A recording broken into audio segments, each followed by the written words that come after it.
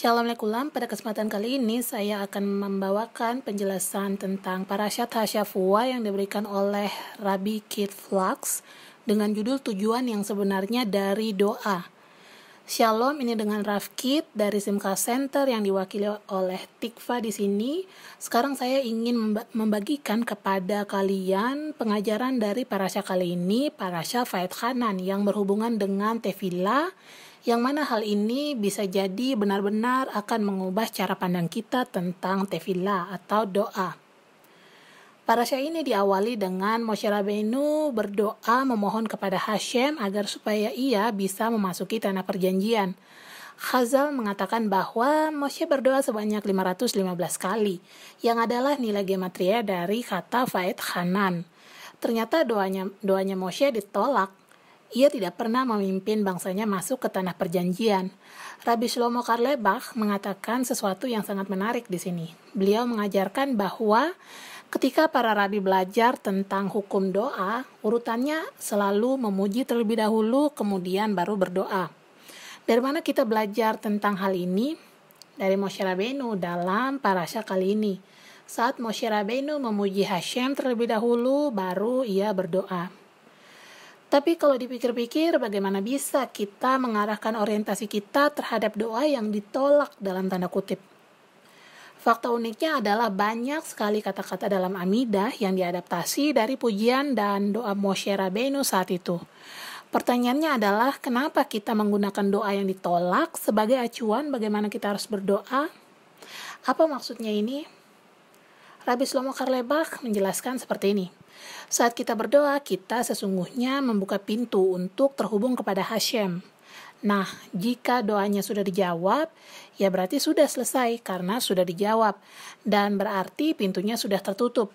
Sebaliknya, jika doanya belum dijawab-jawab, maka pintu itu akan terus terbuka dan kita akan terus terhubung. Itulah kenapa kita mencontohi doa yang ada dalam parasha kali ini yang adalah doanya ditolak. Sebenarnya, kita juga sudah temukan kisah seperti ini di awal Torah.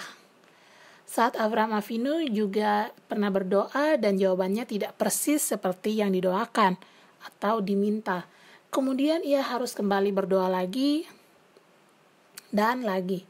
Nah, dari sini para rabi mengajarkan bahwa sekalipun doa kita sepertinya sudah ditolak, kita tetap harus kembali berdoa lagi untuk terus menjaga hubungan tersebut dengan Hashem.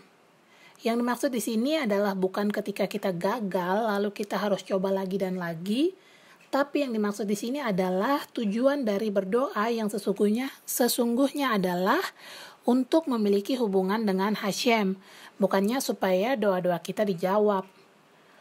Rav Aslak mengatakan seperti ini. Kenyataan tentang kita bisa meminta kepada Hashem itu sendiri saja sudah dikategorikan sebagai ada hubungan di sana. Intinya itu bukan supaya dijawab doanya, tapi supaya kita punya hubungan dengan Hashem. Tentunya kita semua ingin doa kita dijawab tentang permasalahan kita, doa untuk hidup yang lebih menyenangkan, dan sebagainya. Memang itu semua yang kita inginkan dan itu adalah normal.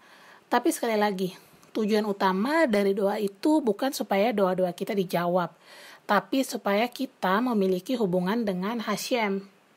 Saya ingin mengutip yang terakhir dari Aslak Rebe, ahli Kabalah. Bukan hanya pewahyuan yang tergantung pada sesuatu yang tersembunyi, tetapi sesungguhnya sesuatu yang tersembunyi itulah yang dikatakan pewahyuan. Dalam masa-masa di mana kita tersembunyi dalam tanda kutip, marilah kita lawan ego kita untuk melayani Hashem dengan lebih baik lagi. Nah, hubungan yang tersembunyi melalui doa, itulah yang dimaksud dengan pewahyuan ini. Maka dari itu, ketika doa kita sepertinya tidak dijawab-jawab, kita harus bisa mengendalikan ego kita dan menyerahkan semua kembali kepada Hashem. Kerendahan hati, hubungan dengan Hashem, dan pengendalian ego kita, itulah tujuan utama dari doa. Hal-hal tersebut merupakan esensi doa yang sesungguhnya, yang lebih penting dibandingkan dengan jawaban atas doa-doa kita. Jika konsep ini masih baru di pikiran kalian, saya minta maaf kalau kabar ini tidak terlalu menggembirakan untuk didengar, Tapi kita perlu tahu bahwa dalam persembunyian ada juga peluang-peluang baik yang harus kita ambil untuk melawan ego kita dan menyerahkan semua kembali kepada Hashem. Sekian untuk video kali ini.